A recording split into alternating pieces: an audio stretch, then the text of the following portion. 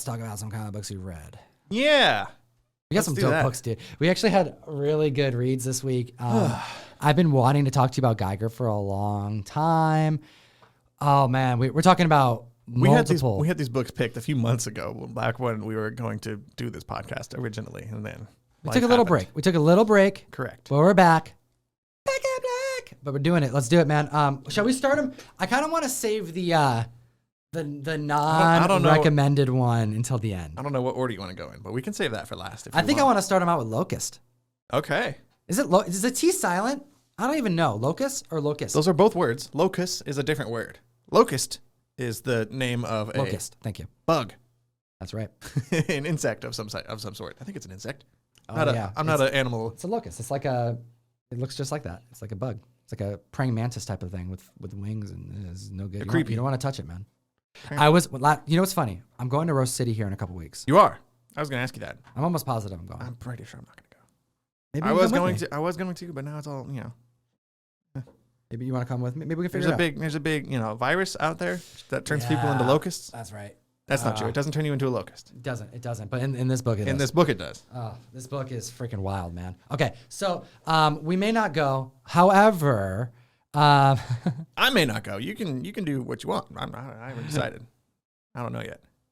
There we go. Let's see here. We have Locust. We have a book that has such a strange synopsis. A giant grasshopper. Thank you. That's such a very that's a really succinct way to put it. Yeah, that's what it's like, and it is creepy. Yeah, it's biblical, and it's creepy. Okay, so this is what's funny about this book. For one, I read the first 2 issues. I'm still right. That's all I got too. Yeah, I only have the first 2 issues. This is on my pull list, and I think Mill Geek stiffed me or something. So I only got 2. I know the 3rd one's out. Maybe the 4th one is even out now. I've only got 2. So I've only read the first 2, so maybe 3's out. I know for a fact 3 is out at least. All right, Russ, what's going on? Ryan's got to get his Locust. He's holding out Locust on me. He probably thinks it's going to be like a big spec book. Okay, well, hit him with the creative team, and we'll start with there. Locust, written by Massimo Rossi, and art by Alex Nito? Yep. Massimo Rossi, by the way, wrote another book that I was reading from Behemoth called Vietnam Horror. And then the letterer. Oh, yeah. Letterer is Mattia Gentili. There you go. I want to shout out Mattia because they absolutely know some good lettering. That's actually one of my favorite parts of this. There's a lot of things I like about it, but the read is a lot of fun. Yeah, for one, the style of lettering for sure across the entire comic book is just stylized in a way that's pleasing to the eye. Makes it easy to read. I pick out everything, man. You do. I do. Okay, here we go. I get sucked into the narrative too much to notice that sort of stuff. I'm a bad reader. Okay, well, here, let's take a look at this because this is the thing with Locust. Describe it. It is, the synopsis is wild. The synopsis is a completely, what do we know? Like, if you are reading this book by issue 2, you're in for just a somewhat violent dystopian future. There's a virus, there's post-apocalyptic, there's a dude who's got to make his way, he's looking for somebody. This book is about a virus that turns people into crazy locusts. Yeah. Like instead of zombies, they're locusts. Exactly. However, you read the synopsis, they give you way more. You actually are probably getting snapshots of what you're going to find in issue 2, 3, and... issue 2. 3, 4, and 5. Yeah, right? The stuff we read in the synopsis has not even been introduced yet. There's characters here that...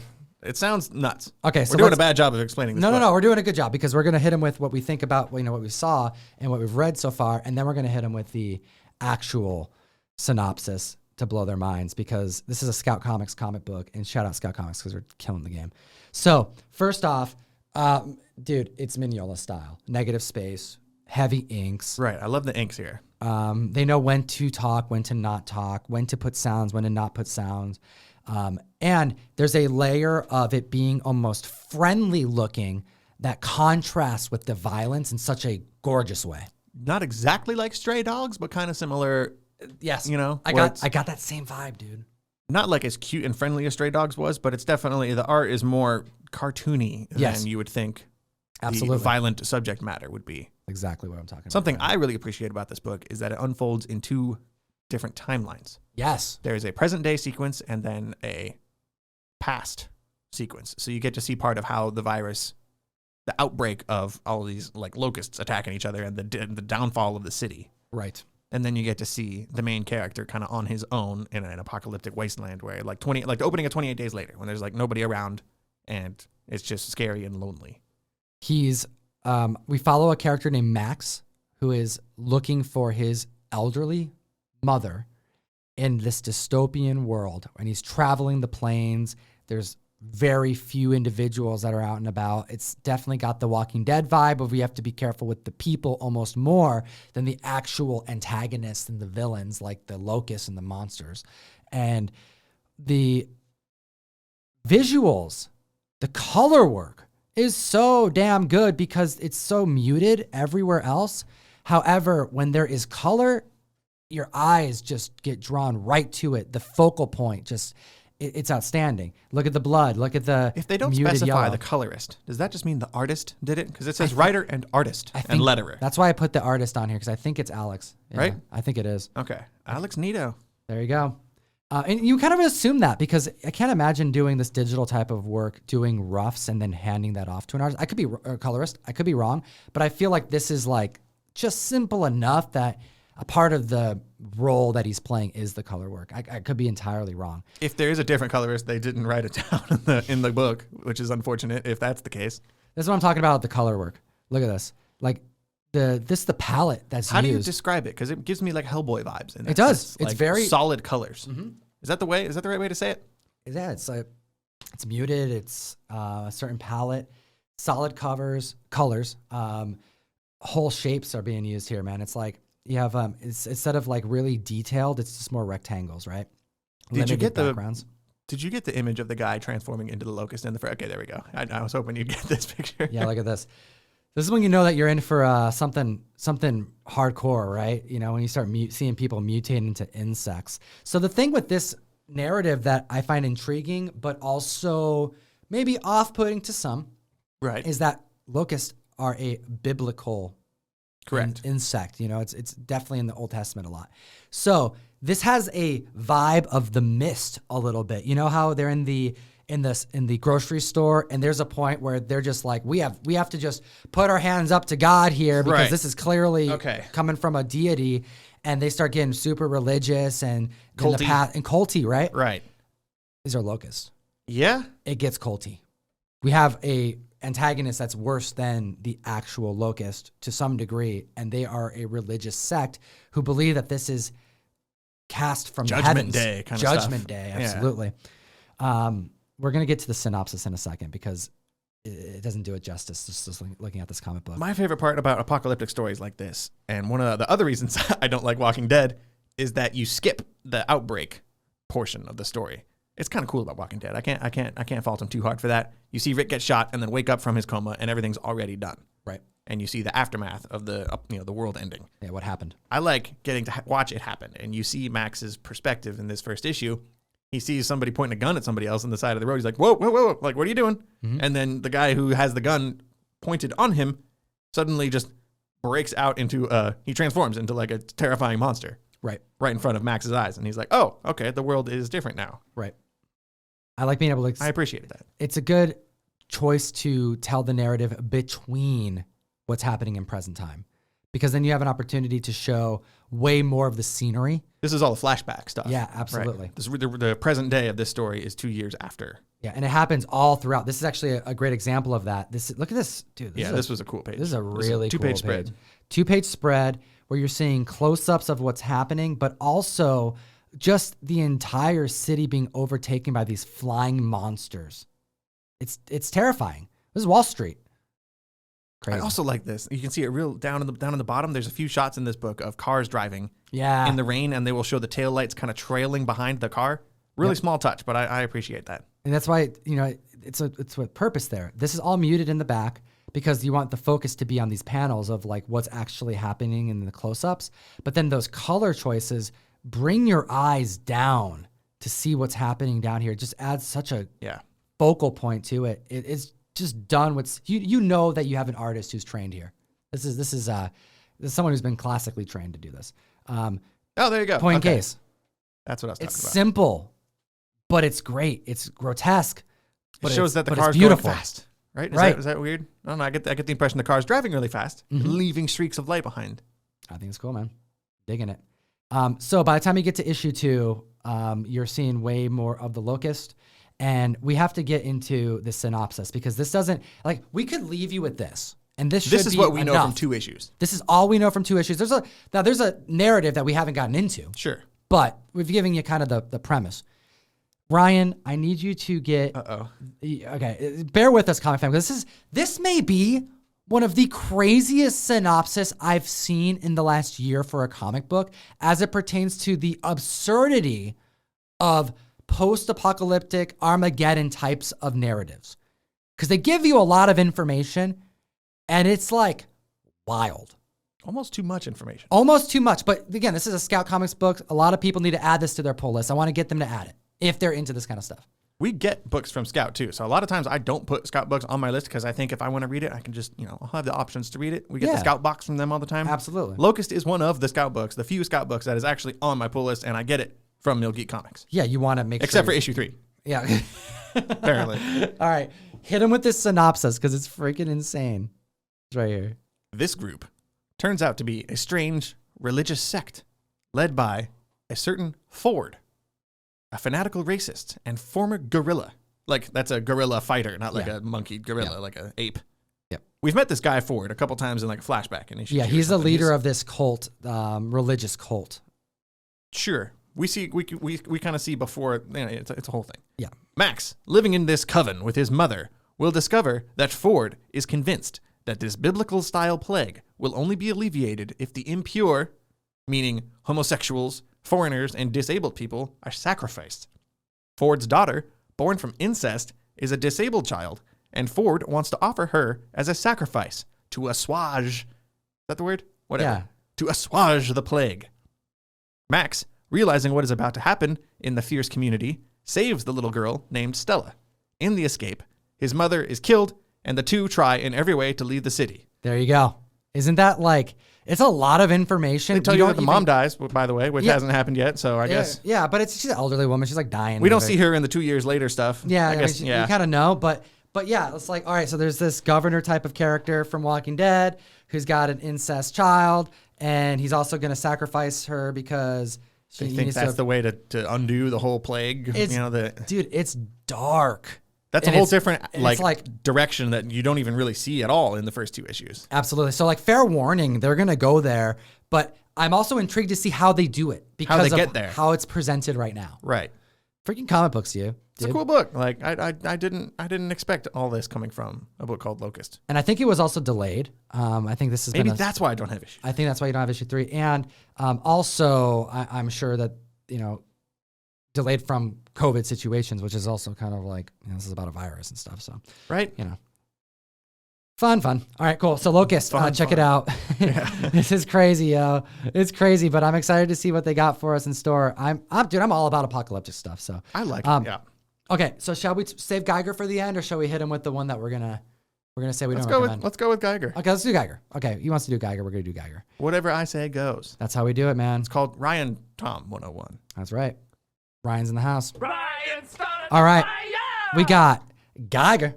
So first off, this book needs to go on everyone's pull list. I'm going to hit you with the book that I think is a strong recommend. And then we're going to hit you with the book that is I'm not recommending it. Proceed with caution. Because you need to proceed with caution. Sure. I will never say no one should read this book because of my opinion. That's not what I'm saying. What I'm going to say about the second book, so stay tuned, is that I'm not going to recommend people read it and to buy it unless they are warned first of what they're going to get, because it's not for everyone. Sure. This book, however, we didn't say that about Locust, which is apparently about racists and incest. Locust. The thing is, sacrificing kids, and that's fine. Yeah, that's fine. Apparently, but the stuff we're going to talk about in the third book, I kind of have a Walking Dead threshold. There's some brutality. Yeah. And there's some assault, and there is some. That's true. There's some major themes that are like, hey, this is mature. It's mature readers. Boys, for example, right, is one of my favorite comic books of all time. Also by the same writer that we're going to get into in a second. And I recommend Boys to a lot of people. But you know what? Boys is not for everyone. No. They go the distance, Yes. to say the least. Go for speed. That's right. Hey, that's a Cake reference. I like that. Been hanging out with your dad too much. I know, right? Shout out Cake, man. So Geiger, however, who do we got? We have a creative team. We got a powerful Another one of my favorite team. creative teams. Jeff Johns and Gary Frank. Yep. Brad Anderson. Colorist is Brad Anderson. And Brad Anderson needs to be applauded. Hot damn. The color work in this comic book is everything to me. It's just like bonus that the line work and the inks are so fantastic. They're just so memorable and so on point. And then we have a narrative that's totally fun. This is the coolest, how would you even put it? This is the coolest radioactive type of superhero since the Hulk. Okay. I can see that. There's a lot of radiation involved in their origin story. Absolutely. It's called Geiger. I do like how this main character's origin story is kind of given to you bit by bit over the first. We've got 5 issues out of this book so far. I don't know how far you've read. I've read through 5. Okay. I believe I've read through 5, yeah. We get bits and pieces of this guy's background told to us over the course. It's not all just the beginning of issue 1. Here's how he became the way he is. No, you find out like, we'll go through a little bit. Sure. But we're not going to give any reveals, so let's keep that in mind. But we have Geiger. It's been out for 5 months or so now, so, hopefully if you want this book, you've already discovered it. Look at the freaking textures. Yeah. Just take that in, comic fam. Just drink it in. Drink it in. No, it's radioactive goodness. Take that radioactive goodness in. Look at the color work. Look at the shading. I feel like I can like tell what that would feel like. It's like almost like a metallic, Man, it's so good. I love the palette choice on this and the art and the detail. Look at all the rocks. And when you have such a giant dystopian world, hot damn, it's good. Look at the moon, the stars. Yeah, that's a good point. It's beautiful. This is the same creative team, at least the artist and the writer that did Doomsday Clock. Yep. They had to replicate a lot of Alan Moore and Dave Gibbons in that book. Not easy. I believe they did so much studying that they have absorbed a lot of their tendencies. They've absorbed it like radiation. Sure, if you will. I think a lot of the panel layouts and just the overall feel of the art specifically in this book is reminiscent of Dave Gibbons and Watchmen. Absolutely. In terms of the way the words play off the panels. And I wish we had more art here to show and say what I'm talking about, but look at this. Yeah, you get to see kind of the book takes place 20 years after a nuclear Armageddon happens. And there's flashbacks to kind of this one family learning that this is happening and panicking and going into their bomb shelter, which they are very fortunate to have. Yeah, you're seeing the moment. Right. You're seeing the moment. But you're not seeing like the middle of them. You're not seeing like the president make the call, or you're not seeing like devastation of cities blowing up, or like you're seeing the edges of this kind of thing happen. You're seeing it. This is as close to you as you get to the destruction that clearly happened. But we don't really know why the bombs fell, or we don't know a lot of like the political reasonings. Yeah, we just kind of you get this setup and then you flash forward 20 years. That's right. So this is Max experiencing destruction. Max from Locust? Oh, I just said Max. Excuse me. No, it's not Max. I'm mixing His up name is Geiger. His name is Tariq Geiger. No. His Tariq Geiger. But convenient name, by the way, but that's okay. I know, right? No, we have. What did I put here? Yeah, the quote is: "Some name him Joe Glow, others call him the Meltdown Man, but his name is Geiger." Okay, so Geiger, he is someone in this dystopian world where people are having to deal with an immense amount of radiation. And he's just a badass in the future because during the time of the explosion, he puts his family into the hideout, the shelter, and he doesn't make it in there. Right. He experiences the Armageddon on the outside, and it ain't good. However, it like turns him into a superhero. We find out in the following issues that he had cancer and he was undergoing some sort of experimental radiation treatment. Mm-hmm. And whatever he was treated with, combined with the immense radiation he received while being outside during a nuclear explosion, sort of combined to kind of make him not immune. He's able to walk around in the post-apocalyptic wasteland with no suit. So he's clearly not as affected by radiation as other people are. And he's got this weird sort of nightstick mechanism in his back. Yep. Where you pull out these sticks and suddenly he turns into like a Ghost Rider radiation looking dude. Yep. Let's actually give him a shot of it. Bada bing. There we go. So he pulls it out, and this is like he activates it. You know, he pulls it out the rods that he attacks with, and then his eyes glow up, and this is why the color work begins to be so important because Correct. Visually stunning. What a cool looking character. No trespass. I got the glow in the dark cover by the way. Yeah, we do have a glow in the dark cover here today, and I Issue think 1 had a glow in the dark variant. I actually have the. I sent Tom a little demonstration last night. He got so excited. Here, I hadn't tried it out before. I was reading this to prep for the show, and I decided to finally charge up the glow in the dark cover with some light, turn the light off, and I got a little excited. Oh, where is it? Is it not here? Ah, shoot. I don't have it here. No, I'm going to get it right now. Keep talking about Geiger. Just give me a second. Do you want me to send it to you again? No, I got it. Cool. I'll get it here. Just. So he's got his family in this bomb shelter, so he kind of builds a fortress, sort of, around this shelter to kind of protect his family and wait for the air to sort of clear out enough for him to feel safe to open the door. You're in a constant state of wanting to know, like, what's going on with his family in there? Right? Is he okay? Is he okay? Is he mentally okay? Because I wouldn't be able to not open the door. It doesn't seem good. Yeah. Whatever it is, it doesn't seem like it's okay. So let's see here. Can I do this right? Is there sound? Because there is sound. Yeah, but we're bringing this up to. Let's see, I can do this. It's risky business. I don't like this. Hold on.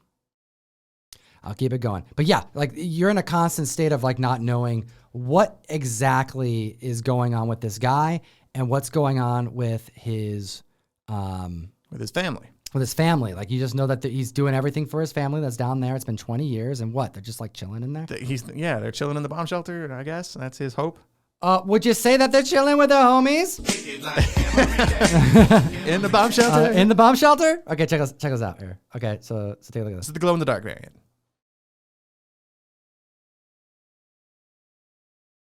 What's happening? So confused. I don't like how that is. All right, 1 second. We prepare for this show so much. Can I just save this? Oh, I can save it. There we go. Okay.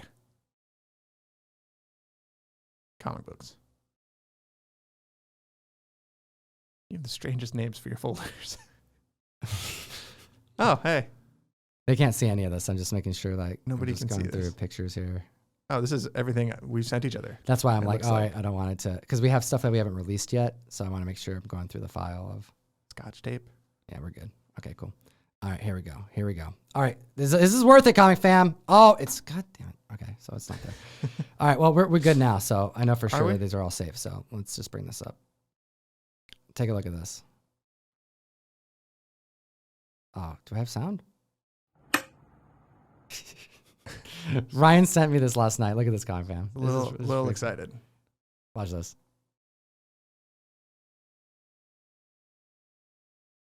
Come on.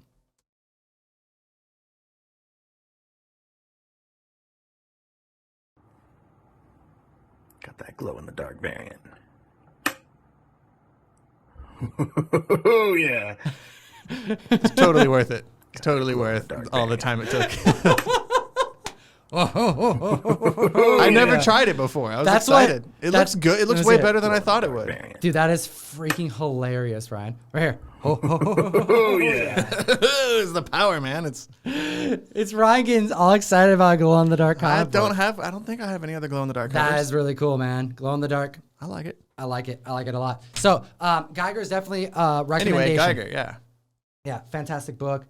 Interesting. We have not explained it well enough. We should totally just read all 5 issues live on camera. We could get away with it, but there's a fun character, the bad guy. He's a kid. He's kind of got the Joffrey vibes. That's what I was thinking. Really, there's been an entire city that's emerged since the Armageddon, and the city's located in Las Vegas. That's maybe my favorite part of this whole, at least the whole first issue, is like it gives you the story of this guy and his family and the flashbacks, and you're kind of thinking like, okay, this is gonna be like just a personal story about this one guy's struggle, and then it zooms out and you see that he is just outside of Las Vegas, and there is a whole post-apocalyptic civilization in there that is based around like all these different gangs that are kind of running all the different casinos in Vegas. Different factions and which is groups. going to be explored in more detail in the Geiger, giant-size Geiger special we were just talking about. They're going to go into some of these different groups that we really haven't gotten to see a lot of.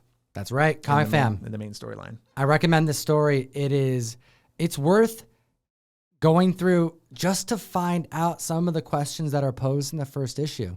How is this guy even surviving? How does he have these powers? Why does he look the way he does? How is he as skilled as he is? What's going on with his family in his bunker? Yeah. You know? We get answers to some of those questions sooner than you might think, too. That's right. Really, really enjoying that book. Now, this next one, Marjorie Finnegan. Correct. So we decided that we were going to read this book because, hey, it's Garth Ennis. It sounds funny. It's AWA. That's AWA. the reason I got on board. Now, here's the thing about this comic book. There is, with absolute certainty, will piss off at least 50% of the people who read it if they go into it just with, hey, I just want to try out a comic book, and they're just a random person. Right. Then, separately, there's other things that happen in here, political things, religious things, that are going to piss off, guaranteed, 70%, maybe an additional 20%. Like the pie is, some of these are going over. A little overlap. The complaints will cross over to some. Some people will be politically and religiously offended. Yeah, there's going to be both. Right. You're covering all your bases because this is Garth Ennis. This is Garth Ennis. That's what Garth Ennis does, yo. He's a little gross, if you will. He pushes the boundaries. He's always done it. And The Boys. yeah, he did. Punisher. He did The Boys. Preacher. Yes. Correct? I still haven't read that. Of course. I got to read Preacher. Of course. I mean, it gets out there. And look at this. We have Marjorie Finnegan, temporal criminal. Time is on her side. This is a very wacky time travel story about a girl who travels through time whose main objective is really just to steal stuff and have fun and collect treasure. It's Garth Ennis writing a comedy. Yeah. It's funny to some people. If you have the right sense of humor coming into it, if you know what you're getting into before you even start, I think you'll be okay. My opinion. Right. I was laughing. As was I. We were chatting and we were busting a gut and going, this is going to piss so many people off. So Fair warning. I'm giving you a fair warning. Do not buy this comic book off of my recommendation because I do not want to be the one blamed Sure. for you being offended. But you know what? Not everyone will like this book. Not everyone. That's all we can say is, this is Garth Ennis. Who else is this, though? It's not. It's a lot more than Garth Ennis. We have it right here. I have such a hard time pronouncing this Boom. artist. I know. It's Garth Ennis. Dorian Dorian Suzuka. Zuduska. And the inker is Miroslav Mirva. Mirva. Oof. So, give you kind of a taste. So first off, you're seeing all of these different figures in history. You have Hitler in the back. You have Genghis Khan. You have an Egyptian pharaoh. Kind of like a Bill and Ted sort of thing. Yeah, I know. Not right? as Mona Lisa's not as right lighthearted. Here. You can clearly see all the treasure and stuff she has just snatched up from her adventures through time. There's a guy named Tim, right? I think that's his name. His name is Tim. And he's just a floating head. He's an ex-boyfriend of hers who is just a severed head who is somehow still... He's hooked up to machinery so he can be He's around. like her man in the chair. And she's like, we're going to get you a body one day, but it's not a priority right now. Just hang on. I'll get you set up for some kind of future tech, but not really. Okay, so let's see here. I'll give you some perspective. We start out in ancient Egypt, and they're about to start doing some sacrificing. It's a big funeral of like the pharaoh, and this priest guy is going through this whole big monologue about how, oh, wise great pharaoh, we're here today to send you into the great beyond, and we have collected a whole bunch of your treasures and a whole bunch of your servants and concubines, and we're gonna bury you with all your gold, and then we're gonna slit the throat of all your servants so they can follow you into the afterlife. And she is one of these slaves, pretending she's a slave. She's dressed up as one of these, so she can get in there and steal some stuff, not realizing you can see her right there. She's got you can see her greedy eyes, like just eyeballing this, eyeballing the gold. The expressions in this book, stack of gold. Yeah, the faces are great. The faces are like what brings this all in, man. Yeah. She's seeing the gold, and she's not realizing that they're going to sacrifice the slaves. She thought they were just going to seal them all up in a tomb and let them suffocate and starve to death over time, which would give her time to get the loot and just time travel out of there. That's right. So she immediately breaks up the situation. This isn't one of those, we need to preserve the timeline and not mess up anything. No, on the contrary, Garth Ennis has some brilliant ideas to make time just work because it's comic books. And so she kind of stops the guy in the middle of his speech and like, wait, hold on. You're just going to you're going to slit our throats. Like, I thought we were just going to, this isn't going to work. I don't want to steal all this stuff. So she pulls out a shotgun. It's like an AK-47. Right. She's like, all right, this is what I'm going to do. And she just starts mauling him down to steal the Egyptian treasure. So she can escape with her life. So this right here is, I would say, rather tame in what we see in the narrative of our temporal thief. Because there are other individuals who are traveling through time. There's also individuals who are monitoring the timeline, the police force, like a TVA. Almost, yeah. A little bit. However, this is all I can show. Because really beyond this, between the language, the nudity, the jokes about sex, as well as the political and religious, because this is a character that's traveling through time, dealing with things like biblical individuals, dealing with political individuals. I think my favorite thing was her stealing the limo of JFK. She jumps back to the day JFK gets assassinated and hijacks the limo after he gets his head blown off. It's so terrible. She's just kind of like joyriding away with Jackie Kennedy in the back, like screaming and crying, and all the Secret Service guys chasing after her. It's so terrible. It's one panel, and it's just like, it kind of gives you a sense of the horrible yet kind of darkly humorous stuff that she gets up to in her time travels. Okay, so again, I cannot stress enough, this comic, be warned. Seldomly do we bring a book. This is actually the first time I've ever been like, I'm not going to shy away from a comic book.